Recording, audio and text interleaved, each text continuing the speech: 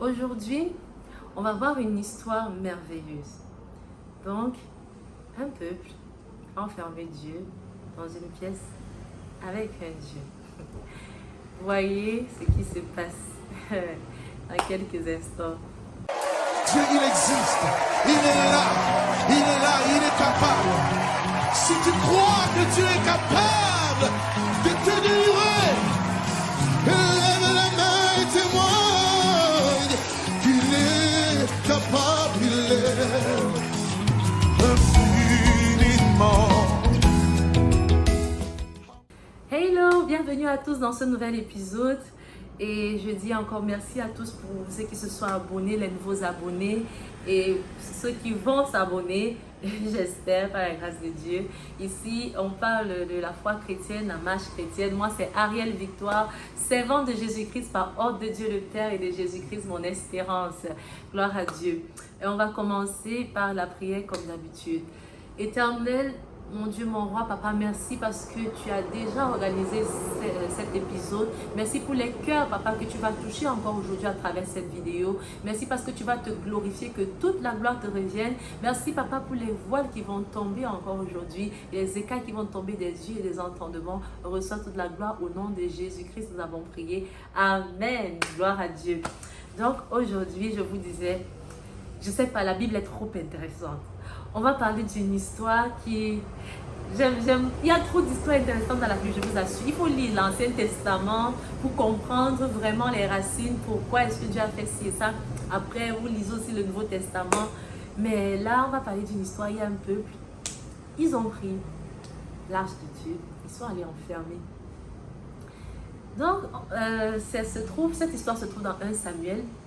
1 Samuel, bon, ça commence à partir du chapitre 4. Après le chapitre 5 et le chapitre 6.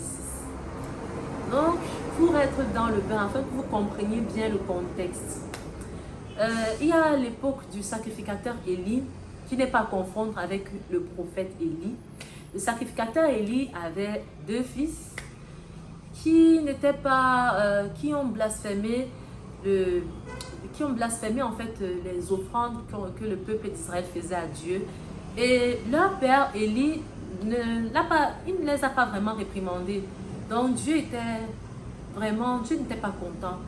Et ça, c'est juste une parenthèse. Les parents qui laissent les enfants faire un peu tout, qui savent que ce que l'enfant l'a fait n'est pas bien, mais je sais pas, le cœur peut-être, je sais pas trop, qui fait en sorte qu'on ne corrige pas l'enfant, on ne dit pas à l'enfant que non, ne fais pas. Pourtant, on sait très bien que ce n'est pas l'éducation que nous avons reçue.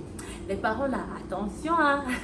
Allez lire 1 Samuel chapitre 4, même 1 Samuel chapitre 3, vous allez bien lire comment Dieu a maudit la génération de sacrificateurs Élie, parce qu'il n'a pas réprimandé ses enfants qui étaient en service. Ils ont blasphémé les offrandes de l'Éternel, ils faisaient du n'importe quoi. Et leur père juste dit que non, ce n'est pas bien ce que vous faites là, vraiment ce n'est pas bien. Et Dieu dit que comment est-ce que tu fais passer tes enfants avant moi? En tout cas, ça c'était juste une parenthèse pour les parents. Donc, Dieu n'était pas content, il a maudit la génération de Samuel. Donc, le peuple d'Israël est allé combattre avec les Philistins. Et pendant le combat, ils ont fait venir l'arche. Et ce sont ces fils-là, Ophni et Phinehas. Ils ont fait venir l'arche de Dieu pendant le combat, parce que c'était Dieu, et ils se disaient que non, avec l'arche, ils vont pouvoir quand même s'en sortir. Quand l'arche est venue dans le camp, ils ont crié, wow, Dieu avec nous, et on va remporter cette guerre. Mais alors, comme Dieu déjà, il n'était même pas d'abord trop avec leurs choses, il n'était pas d'abord avec Ophni et Phinehas. Donc, on les a bien fouettés, bien.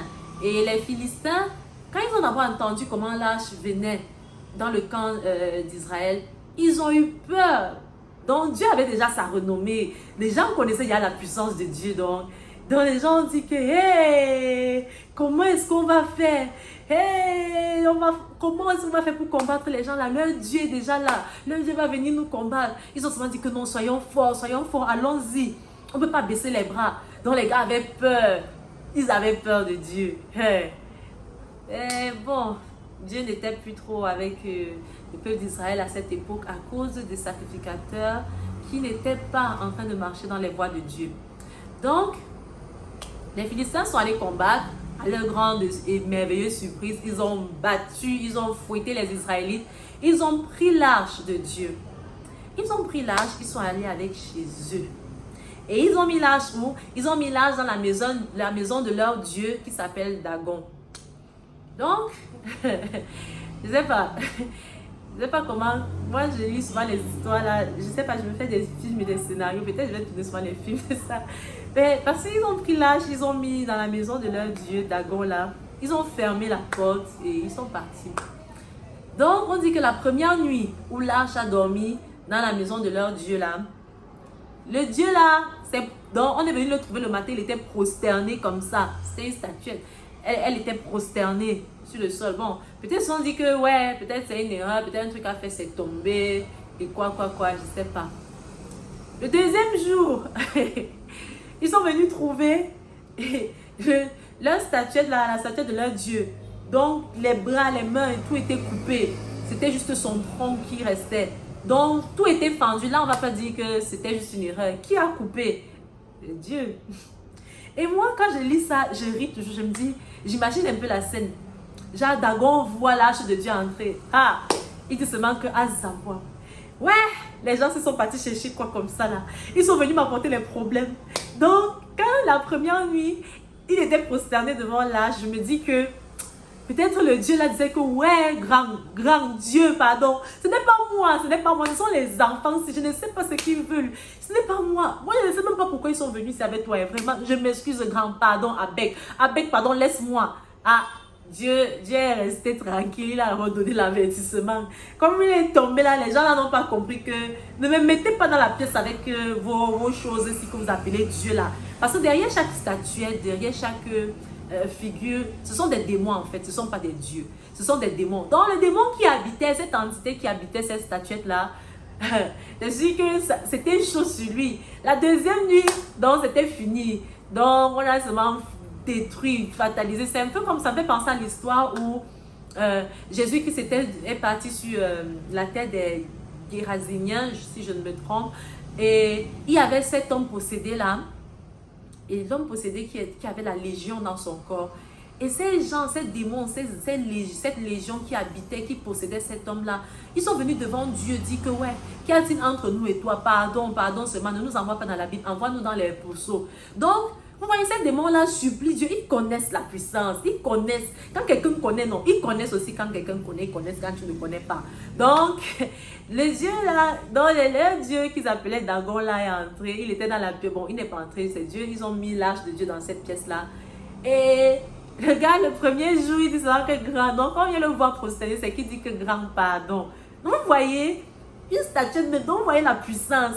Et la statue ne peut pas bouger, ne peut pas parler. Mais Dieu, lui qui bouge et qui parle, a renversé d'abord ça. Le deuxième jour, comme il n'a pas compris le premier avertissement, il a coupé les troncs, il a détruit d'abord ça. Parce que Dieu, ce n'est pas une statue, il n'est pas inerte, il vit pour toujours, il est vivant, il bouge, il marche, il parle. Dieu est vivant. Donc, malgré ça, les gens n'ont pas bien compris. Et hormis le fait qu'il a déjà terrassé leur Dieu là, il y avait les maladies, donc la puissance de Dieu ravageait là-bas le camp là. Ils ont amené l'arche de Dieu dans une autre province, en fait, dans une autre partie des Philistins, un autre pays ou bien une autre ville des Philistins là-bas. Arrivé là-bas, les gens l'ont dit que oh, ça c'était à Écron. Il dit, wow, les gens s'ils sont venus avec l'arche de Dieu parce qu'ils veulent nous tuer. Parce qu'ils ont déjà entendu tous les ravages que l'arche de Dieu a commis, que l'arche de Dieu a fait. Dans les différentes autres tribus des Philistins. Ils ont vu les dégâts, il y avait les morts avec les hémorroïdes, c'était grave, c'était terrible. Dieu, oh vraiment, j'aime tellement cette histoire-ci parce que parfois, tu es là, parce que là c'était l'arche de Dieu, ça c'était l'Ancien Testament, c'était un peu la nouvelle alliance avec Jésus-Christ. Le Fils de Dieu qui a versé son sang à la croix et qui a fait de nous enfants de Dieu. À l'époque, ce n'était pas encore ça. Imaginez, ce n'était même pas encore ça, mais il y avait déjà ces ravages-là. Donc, Les gens des Crônes ont commencé à pleurer, dit que ouais, pourquoi vous venez avec les haches de Dieu ici, là et tout. Ils ont dit que non, pardon, mieux, vous partez avec. Donc on a rassemblé tous les 5 princes des Philistins là, dit que pardon, il faut partir. Ils ont appelé des prêtres et tout, qu'on peut faire comment pour se libérer de l'arche ici. Bon, ils ont donné les directives qu'il faut faire, il faut donner des offrandes. Donc vous imaginez eux-mêmes, ils ont d'abord reconnu que la puissance de Dieu était tellement forte et grande. Ils l'ont reconnu qu'elle est tellement, que l'arche de Dieu, si sa puissance, Dieu fait tellement ressentir sa puissance sur nous et sur notre Dieu. Donc eux-mêmes ils savent que leur Dieu là c'est rien devant Dieu. Mais je ne sais pas, il y a souvent un voile. Donc ils ont vu quelqu'un qui dépasse leur Dieu, mais ils ne veulent pas servir Dieu là. Ou bien peut-être ils ont vu que ça les dépasse, ils ne peuvent pas trop vivre dans la sanctification, suivre ses commandements. C'est aussi comme ça dans la vie. Il y a certaines personnes ils savent que Dieu est bon et puissant, mais ils n'arrivent pas à laisser leur péché, ils ne veulent pas laisser le monde, ils ne veulent pas laisser ça en fait. Parce que bon, ils préfèrent rester où ils sont là-bas, se disant que c'est ça qui est bien.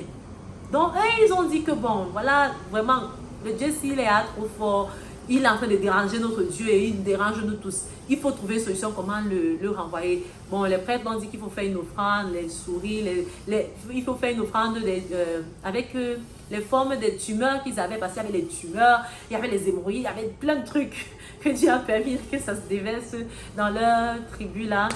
Et ils ont pris des vaches, je crois 2 vaches, qui allaitaient, et l'arche de Dieu est repartie dans le peuple d'Israël. Et même quand ça arrive dans la région dans laquelle c'est arrivé là, ils ne vivaient pas, ils ont regardé, ils ont touché l'arche de Dieu. Pourtant à l'époque, n'importe qui ne pouvait pas venir toucher ou bien regarder l'arche de Dieu. Mais eux, ils sont partis regarder l'arche de Dieu et ça les a frappés. Ils ont dit que oh ça va, pardon, partez avec l'arche là. C'est où ils sont donc partis à Kirjat-Jearim. À Kirjat-Jearim, ils ont envoyé l'arche là-bas. Et ils ont fait les sanctifications, les sacrificateurs se sont sanctifiés et tout pour pouvoir s'approcher de l'arche qui a été gardée là-bas. Donc, qu'est-ce qu'on retient de cette histoire merveilleuse et de la puissance? Ça, c'est une manifestation de la puissance de Dieu. Ça, c'était l'arche de Dieu. Aujourd'hui, la parole de Dieu dit dans 1 Corinthiens 6, nous sommes le temple du Saint-Esprit de Dieu. 1 Corinthiens 6, versets 19 et 20. Donc, si tu as reçu Christ dans ta vie, tu es le temple du Saint-Esprit de Dieu que Dieu a mis en toi. Donc, ce n'est plus l'arche. Donc, l'arche, on peut dire que l'arche, là, c'est toi maintenant. Toi, maintenant, tu es l'arche, là. Tu es maintenant l'arche de Dieu. Parce que l'arche, c'était où Dieu se manifestait à travers son arche. C'est pour ça que ça frappait. N'importe qui ne pouvait pas s'approcher de cette arche-là. Et c'est cela que Dieu dit également dans 2 Corinthiens 6 que nous sommes le temple de Dieu. On ne peut pas se mélanger. Tu ne peux pas être la lumière de Dieu et tu laisses n'importe quoi venir s'approcher de toi, tu t'habilles n'importe comment, tu fréquentes n'importe quel milieu, alors que tu es l'arche de Dieu. Tu as la puissance de Dieu en toi. Donc Dieu vit en toi, il est avec toi. Et toi, tu veux te permettre de faire n'importe quoi. Ce n'est pas possible. Et deuxième chose, c'est il faut prier pour avoir le renouvellement d'intelligence parce que tu as l'âge de Dieu en toi et c'est toi qui dis chaque jour que vraiment le diable m'a encore fait ça. Oh, le diable là, il m'a encore fait. Oh, l'ennemi m'a encore fait comme ça. Oh, non. Le diable ne peut rien te faire si tu n'as pas permis. Il faut voir la parole de Dieu pour que ton intelligence soit renouvelée. Parce que si tu connais la puissance qui est en toi, tu ne vas plus parler comme tu parles. Tu vas voir la main de Dieu, tu seras surprise. Parce que le diable connaît qui connaît. Le diable connaît quand quelqu'un connaît. Il y a une fois, des personnes voulaient faire des délivrances là. Ils sont partis, ils ont dit que au nom du Dieu que... Ils ont dit, au nom du Dieu que Paul sert là, nous vous chassons. Les esprits là, les démons ont dit que, bon, Paul, on connaît, Jésus-Christ, on connaît, mais vous là, c'est qui? Donc, ils sont partis. Quand vous ne connaissez pas, les diables connaissent aussi que vous ne connaissez pas. Mais quand tu connais la puissance que Dieu a mis en toi, quand tu connais ton autorité, ton identité d'enfant de Dieu, le diable ne te fait pas n'importe quoi. Ça, jamais. Il sait qu'il n'a pas le droit de s'approcher de ce qui t'appartient.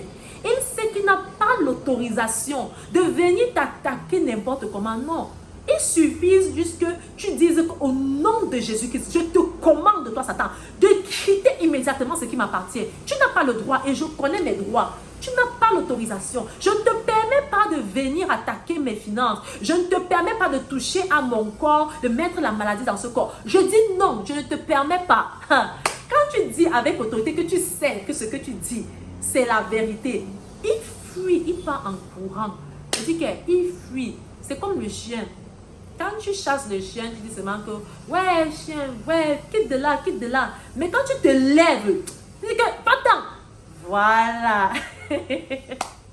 C'est là-bas maintenant alors que les gens comprennent que hey, celui-ci, il est pas en train de blaguer. Pardon, s'il reste encore ici, là, ça peut cuire sur moi. C'est pareil. Il y a des moments où tu pries avec la douceur, tu dis, tu es dans l'adoration. Mais il y a des moments où tu te lèves, tu prends... moi, je prends souvent la bille comme ça, j'attache sur mes reins et dis que là, je suis venue ici. Si c'est que tu veux venir blaguer, tu penses que je ne connais pas la vérité. Moi, je vais te montrer que je connais la vérité. J'attache ça sur mes reins et dis que Satan, toi et moi, je dis que tu vas lâcher ce qui m'appartient. Tu ne peux pas, je ne permets pas, je ne te permets pas. Et quand je prie, je dis que les résultats suivent en quelques instants. Je vous assure, bien-aimés frères et sœurs, lisez beaucoup la parole de Dieu. Méditez et priez. Pour connaître votre identité. Et moi-même, je suis dans ce processus. C'est un processus c'est un processus quotidien. Il faut le faire chaque jour. Et c'est chaque jour que tu renouvelles ton intelligence et que tu découvres davantage la puissance que Dieu a mis en toi. Et depuis que j'ai commencé à le faire, je suis émerveillée par les résultats que j'ai. Je vois la main de Dieu se mouvoir dans mon travail, dans ma famille, mes proches. Je vois la puissante main de Dieu, même des guérisons puissantes. Par exemple, il y a l'autre jour, il y a cela 2 semaines maximum, il y a une dame qui avait le cancer. Et vous avez vu, j'ai conjugué. Elle avait le cancer. Elle était à l'article de la mort. Une nuit, elle a dû envoyer ses soeurs courir pour aller appeler des frères pour venir prier pour elle. Elle avait déjà tout cherché, elle était allée à l'hôpital et tout. Naturellement, quelqu'un a le cancer, il cherche tout genre de solution, mais il n'y avait aucune solution. On avait envoyé à la maison pour qu'elle... Bref, elle devait mourir en fait. Et la nuit là, elle a senti la mort venir et on a prié. Les frères ont prié beaucoup pour cette sœur-là. Et ça a pris quelques séances. Elle a été guérie totalement du cancer après quelques séances de prière. Ils ont prié pendant des jours. Et elle est allée à l'hôpital, elle a fait les examens.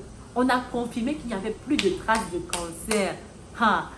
Avec la prière de foi, il n'y avait plus de traces de cancer. Est-ce que la parole de Dieu le dit? Oui, Dieu le dit. La prière fervente de la foi, du juste a une grande efficace. Et celui qui avait même commis des iniquités, s'il avait commis des iniquités, il sera guéri. Donc, quand tu pries avec la foi, tu vas guérir. Et Jésus-Christ a dit que voici les miracles qui accompagneront ceux qui auront cru en mon nom. En mon nom, ils vont imposer les mains malades et ils seront guéris. Donc, lui, la parole de Dieu parle de ça. Dieu guérit encore les cancers aujourd'hui. Mais elle a commis une grande et grosse erreur, malheureusement. Elle est partie, quelqu'un est venu lui dire que il y a un homme qu'elle connaît là qui a des remèdes pour la protection en fait, pour que, comme c'était une attaque et tout, pour que ça revienne pas. Un truc un peu du genre. Je ne sais pas trop pourquoi elle est allée voir cet homme-là, un marabout. Et elle est allée là-bas. 2 jours, je crois, quelques jours plus tard, elle est décédée. Je crois que c'était 4 jours plus tard comme ça. Elle est décédée. Pourtant, elle est allée à l'hôpital. Il y a les examens qui attestent qu'elle a été guérie totalement du cancer. Mais elle est retournée, elle est allée mélanger Dieu. Mais bien aimés frères et sœurs, on ne mélange pas Dieu. Ne faites jamais cette erreur. Ne mélangez Dieu est un Dieu jaloux. C'est un Dieu d'amour. Il est lent, compatissant. Vraiment, il est doux, il est bon. Mais c'est un feu dévorant. Il est jaloux. On ne mélange pas Dieu. Dieu t'a guéri. Donc, et quelqu'un pourrait dire que ouais, comment elle peut faire ça? Mais beaucoup le font. Parfois, tu as vu un miracle que Dieu a fait comme ça. Mais dans la panique, tu commences à paniquer. Et après, tu veux pas voir l'autre. Tu peux voir l'ennemi. Pourtant, Dieu, il t'a guéri. Dieu, ou bien pas seulement la guérison, Dieu t'a délivré d'une situation que tu savais que tu ne pouvais pas sortir de toi-même. Mais parfois, l'ennemi vient avec des paroles. Je vous assure, dans les situations pareilles, allez voir un aîné, allez voir un frère ou une soeur Exposez le problème, dites que vraiment là, vraiment votre foi est en train de faiblir. Vous ne parvenez pas et vous ne voulez pas vraiment commettre l'irréparable, commettre une erreur. Allez voir une personne, un aîné dans la foi, ou bien un frère et sœur pour prier par rapport à cela, afin que votre foi soit fortifiée. Et pour qui va davantage vous donner même, qui vont vous donner des versets, des paroles pour fortifier votre foi. Mais ne faites jamais cette erreur d'aller voir ailleurs. C'est très dangereux. L'ennemi rôde, il cherche seulement comment il va faire pour vous frapper. Et voilà, elle est décédée, malheureusement, alors qu'elle avait été guérie du cancer.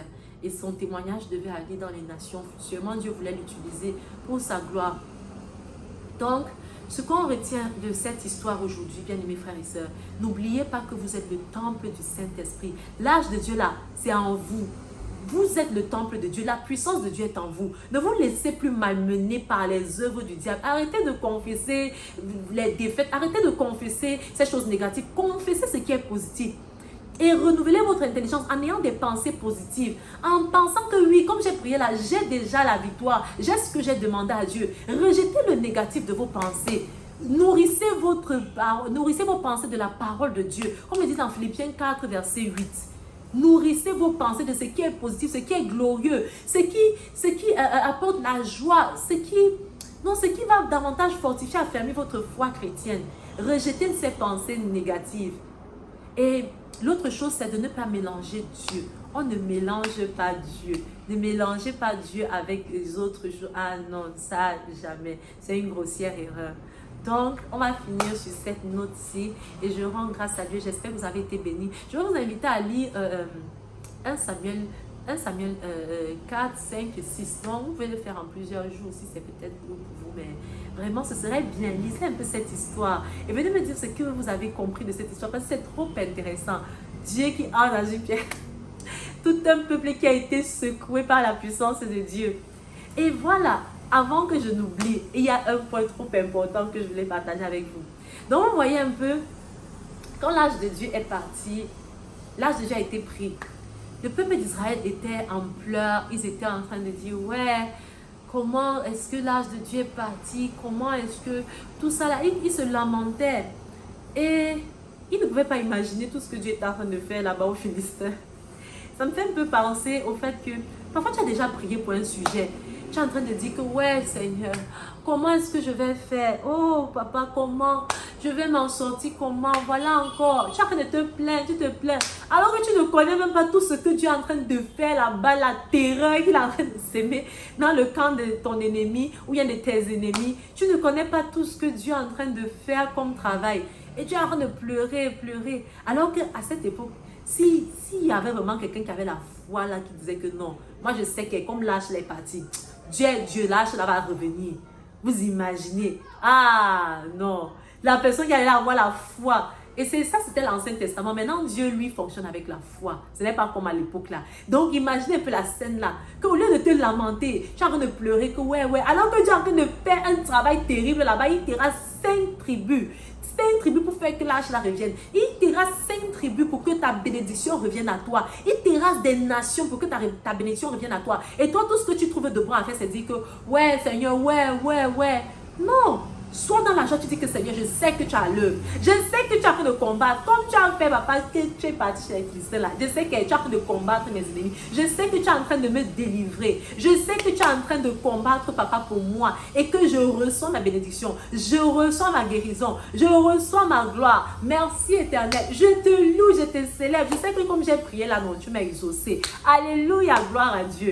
Donc voilà la troisième chose même, pour moi c'est même la plus importante qu'on doit retenir à travers ce message-là.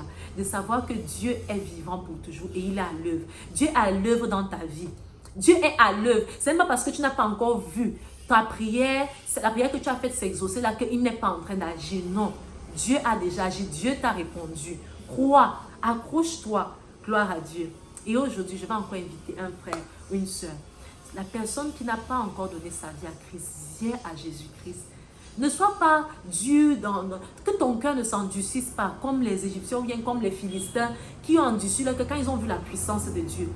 Les Philistins ont vu la puissance de Dieu. Et Dieu aujourd'hui vient te parler et te dit, viens à moi. J'ai toutes les capacités de prendre soin de toi. Fais juste cette petite prière. Bon, il n'y a pas de petite prière. Mais fais cette simple prière avec moi. Il dit, Jésus-Christ, Je te dis merci parce que tu es mort à la croix pour mes péchés. Je te demande pardon pour tout péché que j'ai commis jusqu'à présent, au nom de Jésus-Christ. Jésus-Christ, je t'accepte aujourd'hui comme mon Seigneur et Sauveur. Je fais de toi mon Seigneur et mon Maître. Accorde-moi la grâce de te servir tous les jours de ma vie, jusqu'à la fin de mes jours. Merci d'avoir fait de moi un enfant de Dieu. Au nom de Jésus-Christ, Amen. Et c'est ça, vous êtes déjà enfant de Dieu. Tous vos péchés là, oubliés, c'est passé, c'est effacé. Et il y a la célébration dans le royaume des cieux pour cette âme qui a été sauvée. Gloire à Dieu. Et si vous avez des sujets de prière pour lesquels vous voudrez qu'on prie, différents sujets pour lesquels vous voudrez qu'on prie, vous les mettre en commentaire. Vous pouvez m'écrire même pas dans ma boîte mail. Vous pouvez m'écrire et envoyer vos sujets de prière afin qu'on prie pour vous. Et la chaîne, le live qu'on devait faire cette semaine, bon, il y a eu quelques imprévus et je vais vous communiquer la date pour la semaine prochaine par la grâce de Dieu pour le live. Et aujourd'hui, on va chanter une chanson merveilleuse d'un grand homme de Dieu. Dans ton sanctuaire, devant ta majesté, je vis le vrai bonheur. Dans ton intimité, la sainteté comble mon cœur de la joie du ressuscité. Seigneur, je te dis merci, ton amour en moi déborde. Et nos deux esprits s'accordent dans un élan de tendresse. Je me réjouis sans cesse, je viens savourer l'amour que mon cœur contient pour toujours et partout. Seigneur, je te dis merci, ton amour en moi déborde. Et nos deux esprits s'accordent dans un élan de tendresse. Je me réjouis sans cesse, je viens savourer l'amour que mon cœur contient pour toujours et partout. Seigneur, je te dis merci. Gloire à Dieu. Bon, je n'ai pas fait les autres couplets, par la grâce de Dieu. On aura des musiques, Dieu va m'accorder la grâce de faire d'autres enregistrements, des musiques plus longues avec les instruments qui vont avec. Gloire à Dieu. Merci d'avoir suivi jusqu'à la fin. J'espère que vous avez été bénis par ce message, par cette merveilleuse histoire. Et à la prochaine au nom de Jésus-Christ. Et je veux prier pour toute personne qui m'écoute, qui a une maladie dans son corps. Au nom de Jésus-Christ, Dieu me met à cœur de prier pour toute personne qui est malade, qui ressent une douleur. Qu'importe où tu ressens la douleur, je te demande au nom de Jésus-Christ, mets la main sur la partie où tu ressens la douleur et prie avec moi. Dis-moi, au nom de Jésus-Christ, je commande à cette douleur, toi esprit de douleur, démon de douleur, toi qui viens mettre l'infimité dans mon corps, tu n'as pas le droit d'être dans mon corps. Je suis enfant de Dieu et je te commande par le nom de Jésus-Christ de lâcher mon corps. Je te chasse au nom de Jésus-Christ. Libère mon corps au nom de Jésus-Christ. Par les meurtrissures de Jésus-Christ, j'ai été guéri. Alléluia, au nom de Jésus-Christ. Je proclame la guérison totale dans toute personne qui est malade maintenant, toute personne qui ressent une douleur. Au nom de Jésus-Christ, je proclame la guérison totale. La guérison entre. Tu ressens une puissance, la puissance de Dieu qui vient enlever et arrache cette douleur. Tu ressens un apaisement. Alléluia, gloire à Dieu. Merci Père parce que c'est toi qui as conduit ce moment-ci. Que toute la gloire te revienne. À la prochaine. Merci de vous abonner s'il vous plaît. Merci de liker. Merci de partager autour de vous avec d'autres personnes. Que Dieu vous bénisse et bonne semaine à vous. Au nom de Jésus-Christ.